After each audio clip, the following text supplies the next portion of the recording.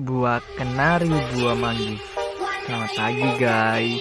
Iya nih, kalian bosan ya di rumah seharian kan? Mending lihat animasi kita deh. Dijamin seru dan bakal nambah pengetahuan kalian juga. Oke, selamat nonton. Suatu pagi, di pagi hari yang cerah, terdengar suara alat pemotong kayu yang sangat kencang bunyinya. Alat tersebut adalah gergaji listrik yang berguna untuk memotong kayu sebagai bahan utama pembuatan kerajinan. Berisik banget sih. Ayah bisakah memelankan bunyi alat tersebut? Kamu bercanda ya? Alat seperti ini mana bisa dikecilin suaranya? Emang ayah buat apaan sih? Sedang membuat kerajinan dari kayu. Ini ayah sedang membuat mobil-mobilan dari kayu. Coba lihat. Emang ayah dapat bahan dari mana? Bahan pembuatannya kan sangat mahal. Apalagi saat ini kayu kan sedang mahal-mahalnya. Iya nak, ayah tahu. Kayu sedang mahal-mahalnya. Ini ayah tadi habis mengambil kayu di lahan milik pemerintah belakang rumah kita itu. Emangnya boleh ayah? Kan itu sebagai penyerap air ketika hujan.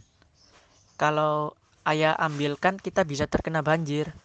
Lagian ayah nggak takut dimarahin sama pemerintah ambil kayunya. Pengen takut? Ini kan hasil alam. Alam milik kita bersama. Beberapa hari setelah itu, pemerintah mencari penyebab kenapa pohon-pohon yang ditanaminya mendadak menjadi gundul. Ayah, aku mendapat surat nih. Sepertinya nih untuk ayah. Coba ayah buka dulu. Ayah pun membuka dan kaget.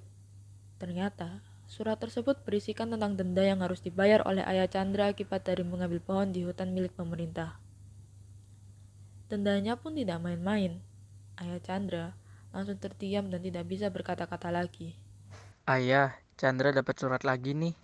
Sepertinya ini untuk ayah. Surat tersebut dibuka oleh Ayah dan berisikan tentang tagihan, pajak dan bunga yang harus dibayar sebagai bentuk denda yang harus dibayarkan oleh Ayah Chandra kepada pemerintah. Ada apa ya? Coba cerita. Nak, maafkan ayah ya. Sepertinya kamu nggak bisa lanjut untuk sekolah lagi. Ayah nggak punya dana, nak. Semua tabungan ayah sudah habis untuk menutupi denda-denda ini. Maafkan ayah ya, nak. Semoga kamu bisa memahami apa yang ayah rasakan sekarang. Chandra terdiam dan tidak bisa berkata-kata saat itu. Chandra pergi begitu saja dari hadapan ayahnya untuk menyendiri dan menghibur dirinya. Apa sebaiknya aku membantu ayah ya? Besoknya, Chandra memutuskan untuk mencari pekerjaan. Akhirnya, dia menjual bensin eceran di pinggir jalan. Saat Chandra berjualan bensin di pinggir jalan, ia didatangi oleh dua remaja yang ternyata adalah temannya sendiri. Di sana, Chandra dibully karena tidak dapat bersekolah dan hanya berjualan bensin di pinggir jalan sekarang. Kemudian, Chandra menghiraukan ejekan temannya dengan beradu mulut hingga terjadi perkelahian. Hai guys. Nah, kebetulan kalian lewat sini. Enggak sih, sengaja doang. Cuma mau ngeliat orang yang tadinya hidup enak malah jual bensin eceran. Omongannya. Kita kebetulan lewat kok. Tadinya mau ke rumah kamu. Ternyata kamu di sini. Jadinya kita samperin aja deh. Ngapain ke rumahku? Dibilangin mau lihat orang yang tadinya hidup enak malah jual bensin eceran kok. Maksudmu apa bilang gitu ke aku? Kan bener toh? Lagian apa nggak malu anak pengrajin kayu terkenal malah jual bensin eceran gini? Aku sih malu ya. Kamu gila? Hah? Aku gila? Enggak lah. Kamu yang gila. Mau jualan apa aja? Ya terserah aku. Yang penting kan halal. Jadi anak pengrajin kayu terkenal. It's my dream, Dra, not you. Ya jadi anaknya bapakku aja. Tapi sayangnya udah pensiun. Mending berusaha sendiri. Daripada ngomong soal dream. Pensiun apa bangkrut? Kepancing juga. Dibilangin pensiun. Berisik banget sih kamu. Mending minggir. Udah miskin belaku. Butuh sumbangan. Dibiarin bukannya udahan malah makin kurang ajar. Udah. Ngapain sih ribut-ribut? Malu diliatin orang, apalagi kita masih pakai seragam sekolah. Suma, diem dulu deh. Aku udah gedek sama Chandra. Selama ini aku yakin kalau usaha bapaknya bakal bangkrut karena kelakuan anaknya yang belagu ini. Ternyata bener kejadian. Oh, jadi kamu doain. Parah banget. Mau kamu apa sih? Mauku, simple aja sih. Cuma mau kamu hidup biasa aja, biar aku gak punya saingan. Kurang ajar. Duit dari orang tua aja belagu. Aku yakin temen di sekolah banyak yang manfaatin kamu. Lagian, kok mau sih dimanfaatin? Oh iya, terpaksa soalnya nggak punya temen. Kurang ajar. Suara keramaian mereka terdengar sampai warga sebelah. Akhirnya mereka dilerai oleh warga setempat. Kejadian yang dialami Chandra barusan membuatnya berpikir untuk tidak memaafkan atau berdamai dengan teman yang sudah membulinya tadi. Chandra pun melanjutkan pekerjaannya. Tidak lama setelah itu, terjadilah hujan yang cukup deras. Kirain cuma mendung biasa. Ternyata hujan juga.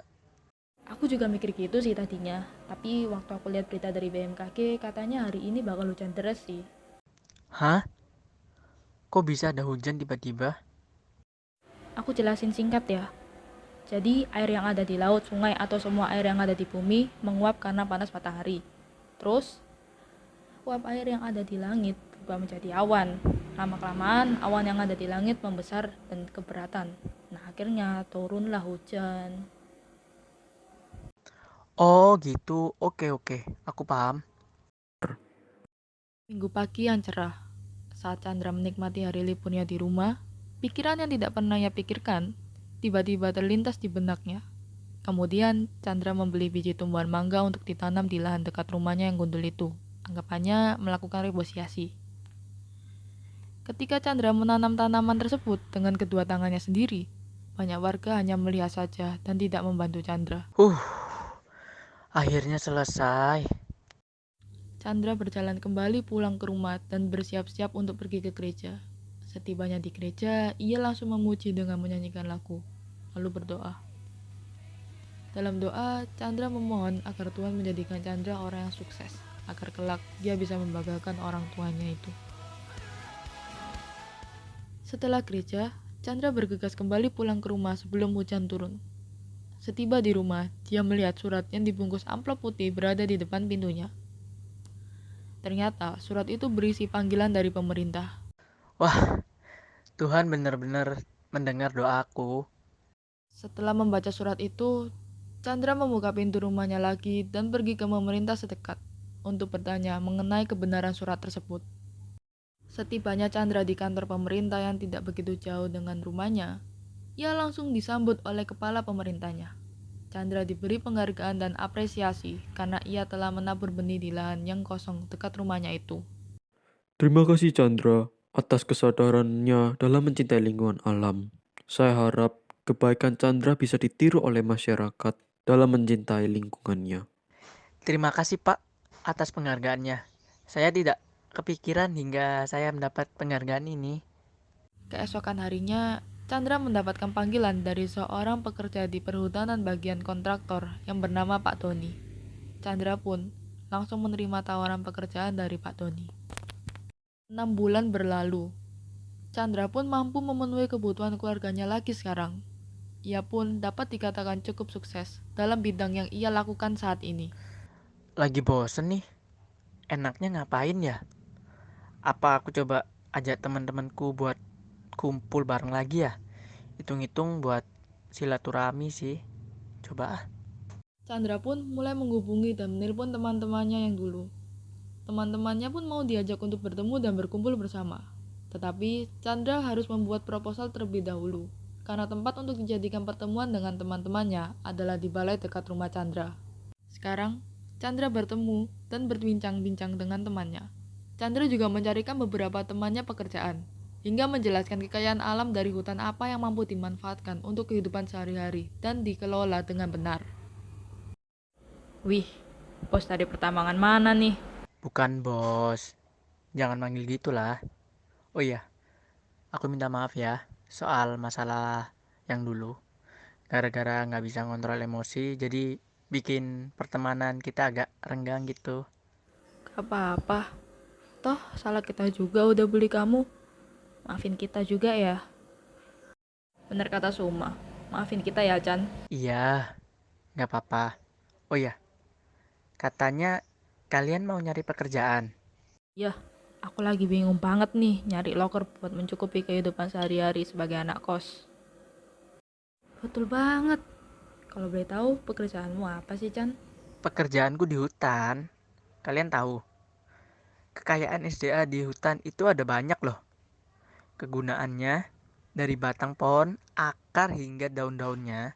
Tapi, ada tapinya kerja di hutan itu. Juga perlu berbagai teknologi yang canggih, seperti ekskavator, feller, buncer, launder, dan masih banyak lagi lah. Kekayaan SDA yang ada di hutan juga dibarengin dengan potensi SDM agar Indonesia ini menjadi negara yang bisa bersaing dengan negara lain. Oh gitu. Mantap deh. Tapi kayaknya aku gak bisa deh kerja di perhutanan. Nggak harus perhutanan juga, perikanan juga bisa. Lagian, generasi Z seperti kita ini juga diharapkan bisa menjaga kelestarian ikan-ikan di laut, biar nggak diambil lebih dari batas perjanjian awal. Dan juga kita menjaga agar generasi selanjutnya bisa merasakan sumber daya alam. Seru juga tuh perikanan. Oke deh, aku bakal ngelamar kerja di sana besok. Sama, aku juga deh kalau gitu. Makasih ya Chandra sarannya. Sama-sama. Nggak kerasa ya, udah selesai aja. Terima kasih udah meluangkan waktu untuk nonton video animasi kami. Sampai jumpa kembali ya guys. Oh iya, ini aku ada pantun buat kalian. Jalan-jalan ke Kediri, jangan lupa ke Mandiri. Cerita kita sampai di sini dan sampai jumpa kembali ya guys ya. Terima kasih, dadah.